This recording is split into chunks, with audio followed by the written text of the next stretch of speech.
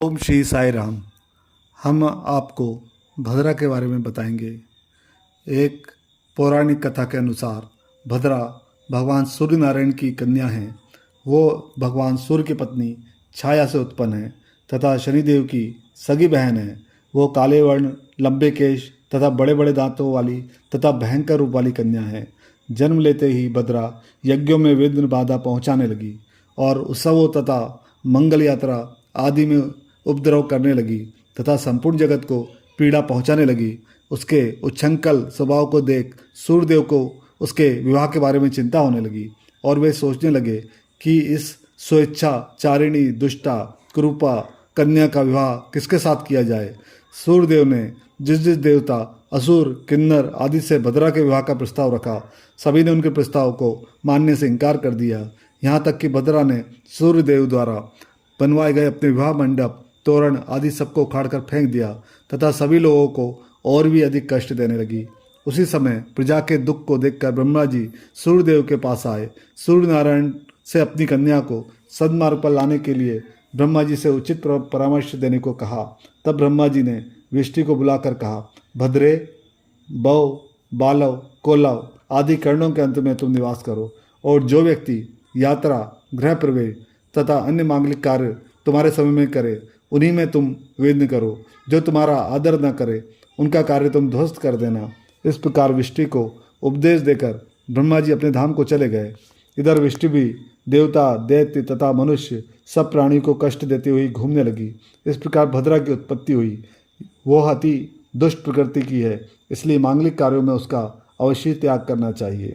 भद्रा विचार करेंगे। कोई भी शुभ मुहूर्त में भद्रा का विचार करना अति आवश्यक है।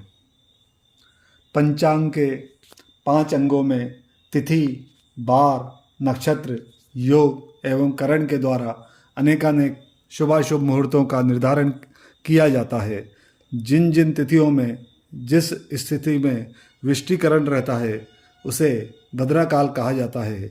मुहूर्त विचार में भद्रा को अशुभ योग माना गया है, जिसमें सभी शुभ कार्यों को संपादित करना पूर्णता वर्जित है। भद्रा पंचांग के 5 अंगों में से एक अंग करण पर आधारित है।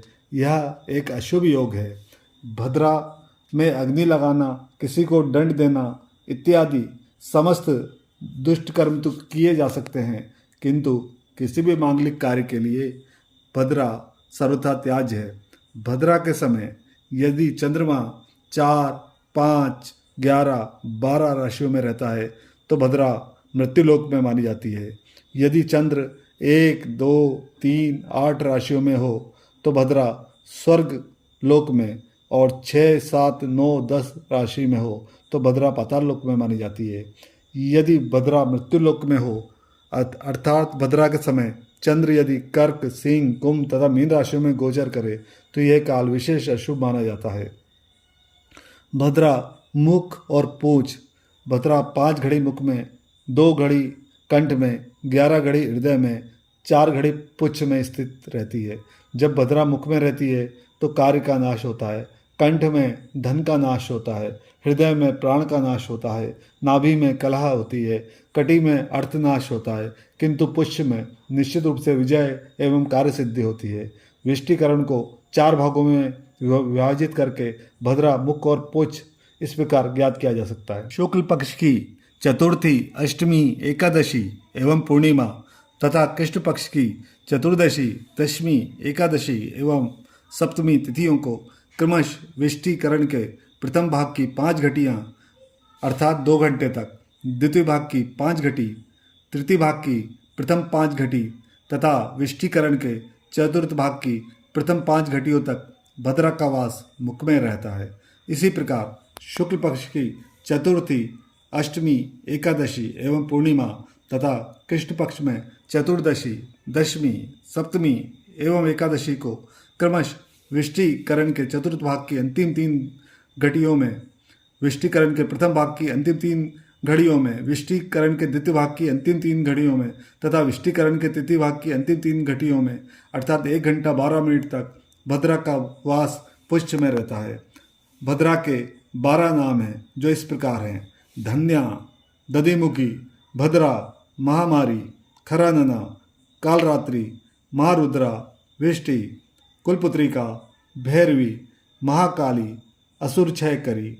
जो व्यक्ति इन 12 नामों का प्रातः स्मरण करता है उसे किसी भी व्याधि का भय नहीं होता और उसके सभी ग्रह अनुकूल हो जाते हैं।